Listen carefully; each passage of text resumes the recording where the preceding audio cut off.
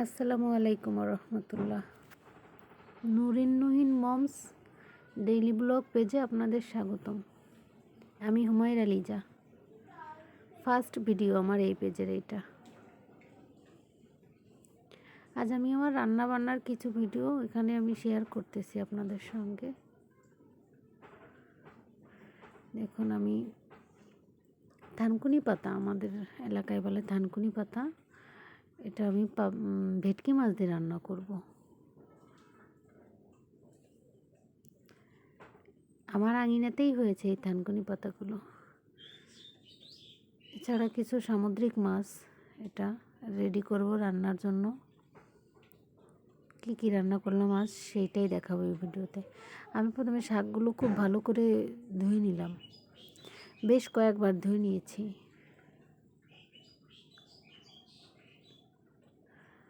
পানি দিয়ে কষলে কষলে শাকগুলো আমি ধুয়ে নিয়েছি। আজ খুলনার আবহাওয়াটা অনেক বেশি খারাপ। এক চুলায় আমার আলু ভাজি হচ্ছে, আমার ছেলের আলু ভাজি অনেক পছন্দ। আলু ভাজি করছি, অন্য চুলায় আপনার এই ভেটকি মাছ আর থানকুনি পাতা রান্না করব বলে দেখুন তেলে পেঁয়াজ, রসুন, কাঁচামরিচ ভাজি করছি। খুব সামান্য পরিমাণ মশলা দিয়ে দিব যখন হালকা ভাজি হবে।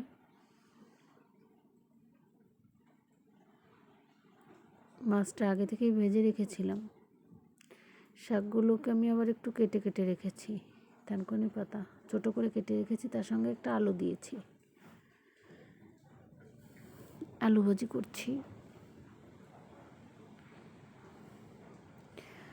আমার আর একটা ফেসবুক পেজ আছে, দেখুন এখানে মশলার পরিমাণটা আমি দিয়েছি অল্প পরিমাণ, জিরা এবং ধনিয়া বাটা, রসুন বাটা দিয়ে দিয়েছি।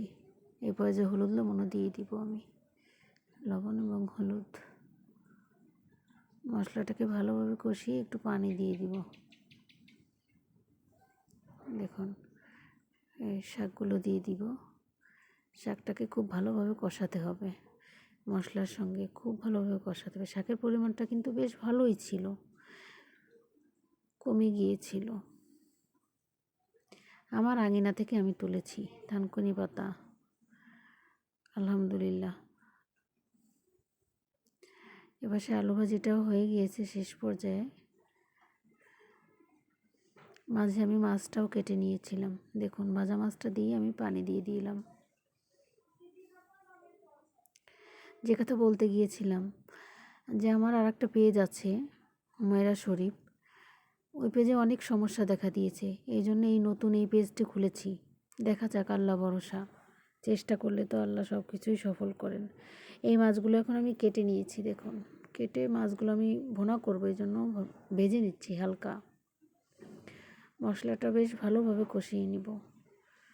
আমি কাটা পেঁয়াজ রসুনের পরিমাণটা একটু বেশি দিই, বাটা পেঁয়াজ দেই না।